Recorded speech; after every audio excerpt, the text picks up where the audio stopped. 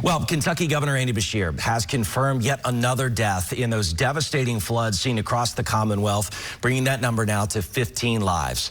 It's said to be the worst flooding the Commonwealth has seen in more than 40 years.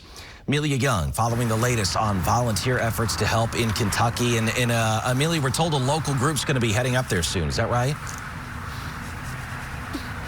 Yeah, Ben, we're going to have officers from Salvation Army Nashville heading up to Kentucky. They're going to be going sometime in the next few days, bringing the mobile feeding unit. Now, this is going to provide warm meals for folks that survived this flood, and also first responders there that are trying to work hour by hour to help anyone that needs their help. So the crew is going to be joining volunteers that are already on the ground in Perry and Pike Counties. They'll also have flood cleanup and hygiene kits on hand.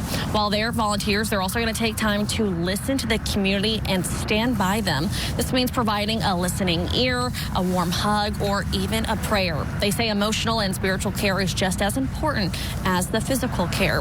This isn't the first time local volunteers have responded to disaster in Kentucky. Floods back in August of 2022 left many neighbors in need of help. They are going to be back on the ground in full force in the next couple of days. They say, though, if you would like to help out, the best thing that you can do is to donate monetarily. We've got a link up on our website, newschannel5.com, if you would like to help provide more so they can reach even more people.